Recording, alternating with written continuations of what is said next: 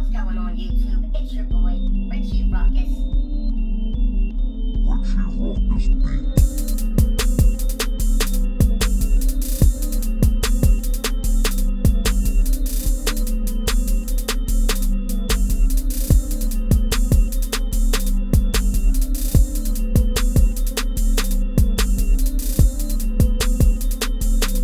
What's going on YouTube? It's your boy, Richie Ruckus. We're back here today. It's Monday, November 20th. If you're like me, you took plenty of L's on the sneakers, Off-White, Nike collab that dropped today on the sneakers app. I got in a few lines for the Prestos, the Vapor Maxes, and the Jordans, but at the end of the day, it was L, L, L, L. I also did not cop the semi-frozen yellows this weekend, and that was on my own volition. Friday night, if you guys have kept up with me on social media or on this channel, you guys know that I was at the Lapstone Hammer 2-year anniversary party for their shop over at 11th and Chestnut. And while I was there, the god, John Geiger himself, was there. If you guys know anything about me or know anything about this channel, John Geiger is a humongous influence, role model, idol of mine. Just like me, he's just a kid from Pennsylvania, so it's just good to see somebody whose career I followed since its conception. That it's just good to see how far and like how much on top of the sneaker world John Geiger is. And if you guys have never met John, I can say this: however cool you think he is in real life, it's, times a billion. He's just so cool. You would have no idea talking to him, like the money and the fame and everything, none of that stuff has changed him. Like I said, I did not cop the semi-frozen yellows, and I did that for a good reason. I didn't even wake up and go on Adidas.com on Saturday morning, because when I was at the Lapstone Hammer party, check out that bag. Shout out to Brian and Rack again. Philly's like in the top 5 biggest markets in the country, and we literally have 2 sneaker boutiques in this whole city. And I'm not talking resale shops, I'm talking about actual sneaker boutiques. When I was at the party on Friday, Sneaker Cruise was there, which you guys again know the love and admiration I have for him. And we were talking about that, how there's Lapstone Hammer and Ubick, and that is it as far as actual sneaker boutiques in the city of Philadelphia, and that's just crazy to me. So to see how good Lapstone Hammer is doing, and with the expansion of their like luxury annex and everything, it was just so dope, and it was great to be there. And my hat's off to Brian and Rack. Like I said in my Instagram post on Saturday, I hope to be for your 3rd, 4th, 5th, 6th, 7th, 8th, 9th, 10-year anniversary parties. It was so dope. The hospitality was A1, and it was just cool to see just so many people who share love for the same stuff in the same place. And it was just really dope. That being said, I got a pickup from the Lapstone Hammer party. Check out this box, y'all. So clean. John Geiger 001. Now, you guys knowing how much of a fan I am of his, I'm going to be completely honest with you. This is going to be a dead serious, 100% honest review. I'm not going to be, taking shortcuts or letting the sneaker not be honestly reviewed.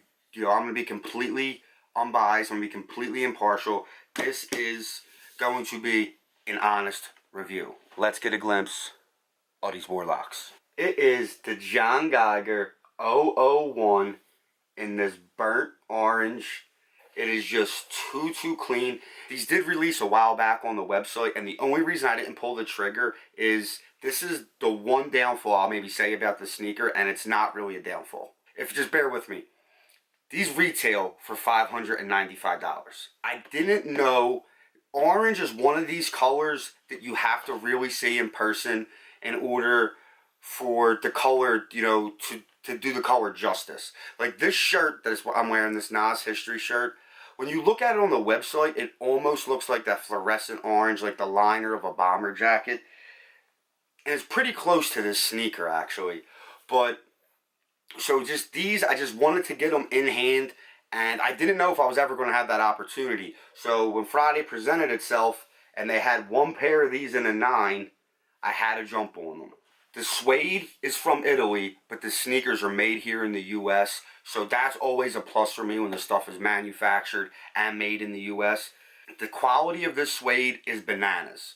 It is top-notch suede. You know, John doesn't cut any corners when making his sneakers. And, you know, if you just look at the detailing on this, it's very, very subtle. But the sneaker has a lot more detailing than, you know, it looks like a basic plain sneaker, but it's not. I like the way the back of the sneak arches. I like the back end cap here. The gel unit, the sole is clean. This white, rigid sole, the laces, and then you just got the branding on the tongue. Insole of the sneaker is leather, completely plain, besides the branding on the bottom of the insole. They do run in full sizes. There's no half sizes, so I tried on an 8. They were a little too tight, so I went with the 9. And remember, I'm being 100% honest here. This sneaker is the best sneaker to release in 2017. I'm not just blowing smoke. I'm not just, you know, talking shit. This video isn't sponsored by John Geiger. I'm not being paid to do this. But with me being a smaller YouTube channel, the one positive thing that you get from small YouTube channels opposed to the bigger ones is I don't get free shit given to me. I don't get Nike sending me stuff. I don't get Reebok, Saucony, Adidas, Asics. No one sends me anything. Everything I buy and do on this channel, I pay for. I paid the $595 for these sneakers. I wouldn't have paid that if after seeing them in hand and in person that they weren't a great sneaker. Yes, they're worth the $595. Yes, the price tag is a little steep, but at the same time, it's one-man sneaker company making these sneakers. And you're not buying it off a sneaker juggernaut like Nike. You know, Nike can get away with making a sneaker and selling it for $100. They have billions of revenue coming in from all other aspects of the world under the Nike umbrella. These sneakers are made by John Geiger. The money that goes into making sneakers is crazy. When you start your own sneaker company, like, you have to make a profit and everything. Like, John's not just selling sneakers, you know, just to sell sneakers. So yes, the price tag is steep. Yes, it's because sneakers not being manufactured by a sneaker conglomerate. And yes, this sneaker I consider more of a high-end fashion sneaker along the lines of like Gucci and Louis Vuitton than I would, you know, a Nike Dunk, an Adidas Ultra Boost, stuff like that. So you are getting what you pay for.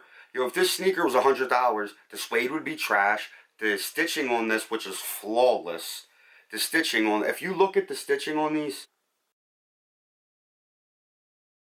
the quality control that must have went into creating these sneakers, there is not one error on either sneaker. Sometimes like a B grade will slip through Nike and Adidas, but the quality on this is A1. Like I said, the only thing that was holding me back when these originally dropped was the color. I love orange, so I wanted to make sure it was the right color orange, you know, before I bought it. This, you know, is a perfect fall winter sneaker. It's, you know, perfect. I'm going to be rocking these on Thanksgiving. These and some pumpkin pie.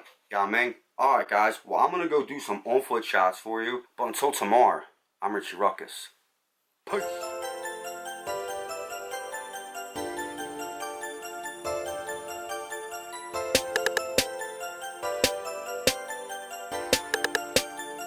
Richie Ruckus Beats.